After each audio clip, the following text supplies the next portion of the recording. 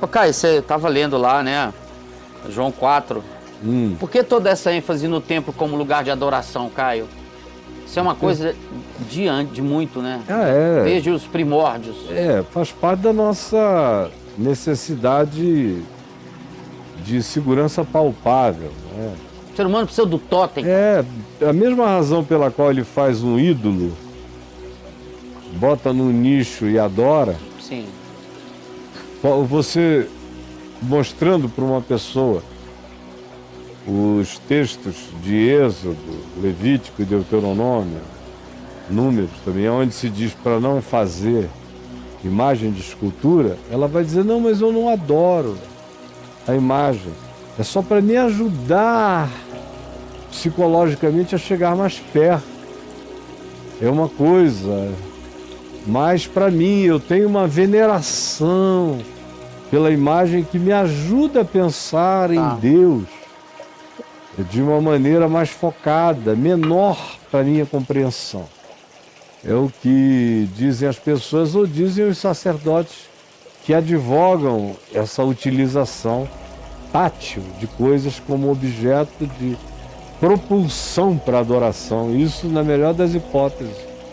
Sendo que de fato a maioria das pessoas adora o objeto mesmo e crê que aquele objeto entrou num portal. Ele carrega, ele foi imantado pelos poderes do sagrado. De modo que ele é o sagrado concentrado, ele é o luminoso concentrado. Isso é um objeto de adoração, ou de veneração, ou de ativamento da memória imediata para pensar em Deus, ou coisa assim. Mas isso é primitivo, é básico, isso é o que o primeiro instinto do abstrato produz no ser humano ainda muito básico na sua percepção.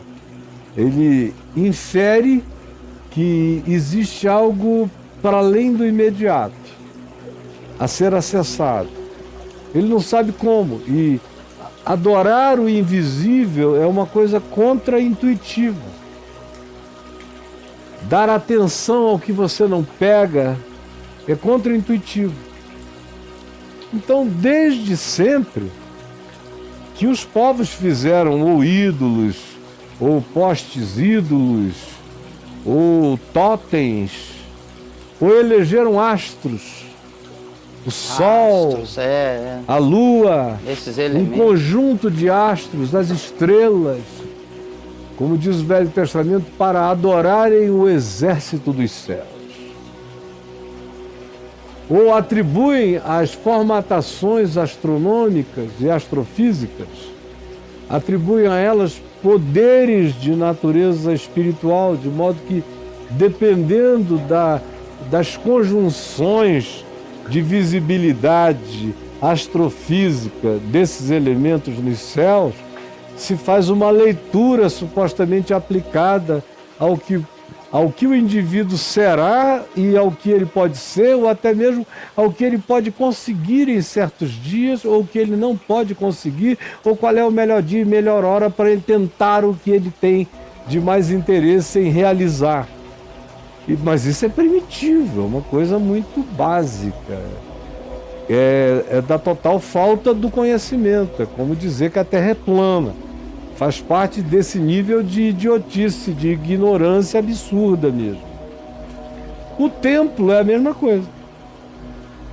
Só que o templo tem a elegância de dizer que é uma coisa maior e que Deus habita ali por causa do que ali dentro se faz. Então o que é que se faz ali? Se fala o nome de Deus de dia e de noite, como nos santuários antigos da humanidade. Oferendas permanentes. Foi assim no Egito, foi assim na Grécia, foi assim entre os astecas, os maias, os incas, os nazca, sobre todos os povos, os chineses, os cultos Ou são normalmente animais sendo sacrificados, ou então são orações ininterruptas, mantras contínuas. Ou quando os homens não podem estar ali para fazer as mantras, tem os círculos de oração movidos a vento, a qualquer outra coisa, mas tem que ter um movimento que anime o divino no ambiente chamado sagrado. E o templo faz parte disso. Então ali são feitas coisas que Deus gosta. São cantados os cânticos que Deus ouve. São oferecidos os sacrifícios que comovem Deus. Deus diz, olha como eles me amam, eles matam tantos animais para mim. Veja como eles me amam, eles cantam tanto o meu nome. Veja como eles me amam, eles têm tantos cultos e oferendas e sacrifícios que não cessam.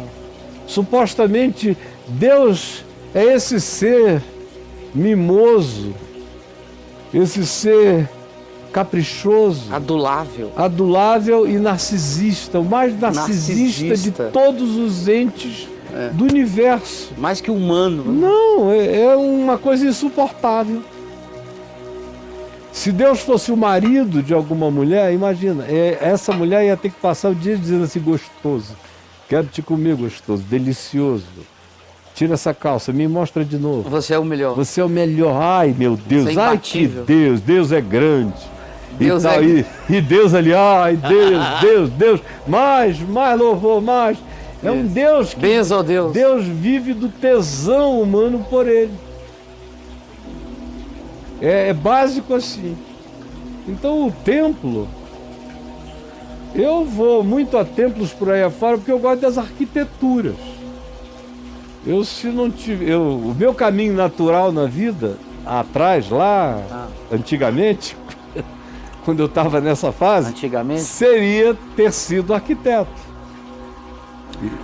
Era o caminho natural. Então eu amo arquitetura. Onde eu vou, eu fico horas olhando as arquiteturas, como fizeram, como equilibraram, quais foram os elementos físicos do equilíbrio daquele domo, daquela estrutura, onde tudo está amarrado, como eles fizeram. Adoro. E é bonito, né? Perceber isso tudo, ver a evolução daquela construção. Agora, a razão pela qual ela foi construída, no que tange a Deus, é uma idiotice total. Agora, aquela edificação como uma obra visitável, que demonstre a capacidade humana de fazer engenhos arquitetônicos, me admira, desde a antiguidade. Agora, a finalidade é que é totalmente idiota. Se for para adorar a Deus, não! Entra no teu quarto ou olha para o teu coração, porque nenhum lugar da terra é a casa de Deus. Nenhum lugar da terra, os céus do céu não podem contê-lo. Imagina uma casinha que eu faço, digo que Deus mora lá, ou ainda que seja o templo de Salomão, é uma coisa idiótica. Aquilo ali é para o ego macediano, é para o ego religioso, dizer eu estou servindo o Deus maior no templo maior. Tudo é maior, tudo é maior. Então tem a ver com mensurabilidades, palpabilidades, tatibilidades, visualidade, indicação, é tudo ligado a poder, a demonstração de poder do sagrado que é meu. Da minha vara é mais poderosa do que a tua vara.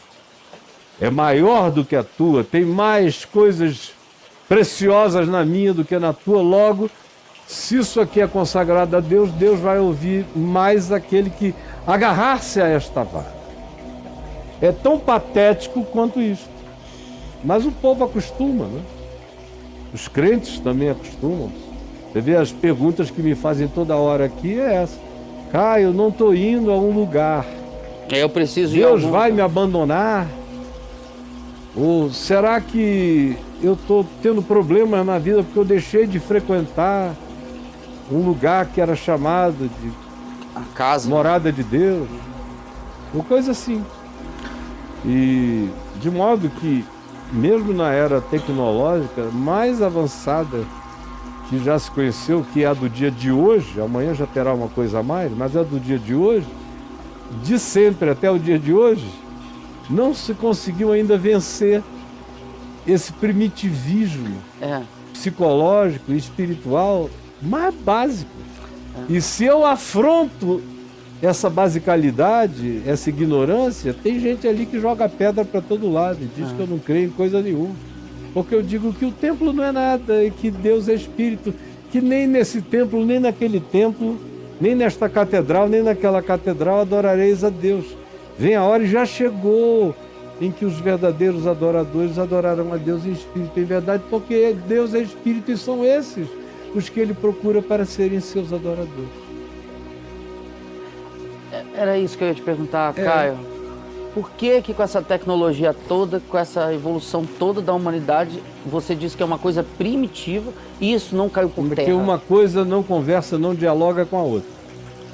Não dialoga com a outra. Você vê um garoto desse que é capaz de fazer um algoritmo extraordinário, com inteligência de si mesmo extraordinário, não consegue exercer sabedoria para se relacionar com a mulher dele em casa.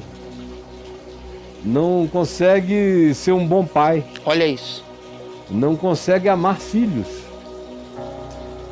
Não consegue olhar o próximo e apreciá-lo, a não ser como um consumidor que vai comprar o que eu desenvolver. Mas não tem gente ali, justamente porque não tem gente aqui. Quando tem gente em mim, eu não consigo jamais olhar o mundo sem ver gente o tempo todo no mundo. Agora, quando não tem gente em mim, eu posso ser capaz de desenvolver o algoritmo mais sofisticado. Eu não vou conseguir ver gente na vida.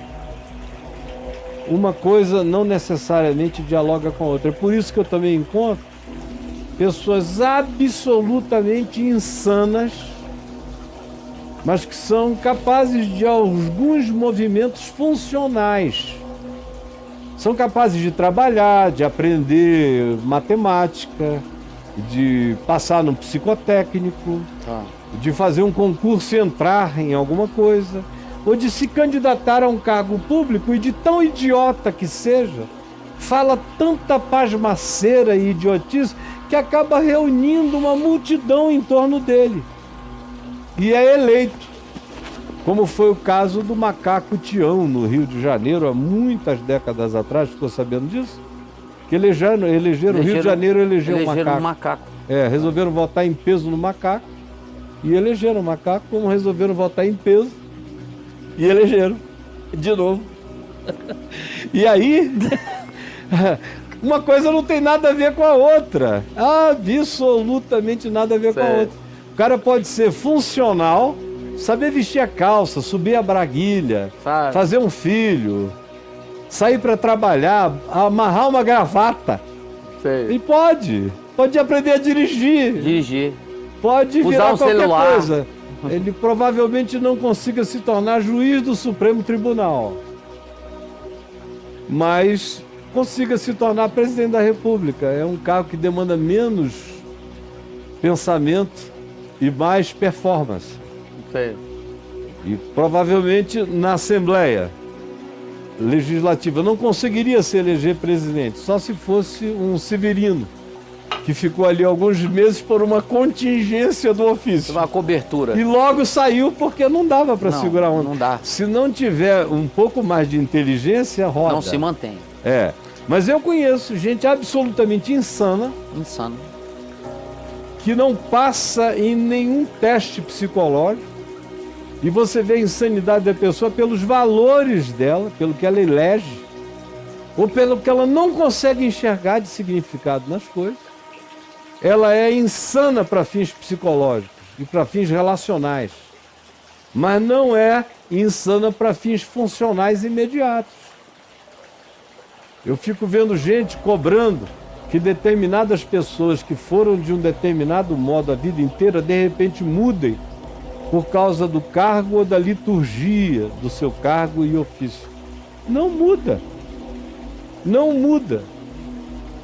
Ela pode até aprender a manipular um equipamento e levar um satélite daqui à Lua. Mas se aquela consciência humana não estiver instilada nela, ela vai ser um bom técnico e um ser humano insano, louco, em tudo aquilo que sejam relações humanas de valor perene. De modo que não há diálogo necessário entre a capacidade funcional, a inteligência funcional, e a inteligência emocional e a inteligência espiritual, e a sabedoria que é a inteligência espiritual. Você acha que o ser humano é gênio na mesma medida em que ele é um idiota? O ser humano, quando é gênio e pode ser um gênio sem sabedoria. Portanto, um gênio idiota. E a história humana está cheia de alguns que foram extraordinários no que fizeram, justamente porque eram extremamente precários em outras áreas da vida. Como existem algumas deficiências mentais e neurais que, justamente por estarem presentes naquele indivíduo, exacerbam uma área de percepção do cara na qual ele é gênio. E justamente porque ele tem as demais áreas atrofiadas.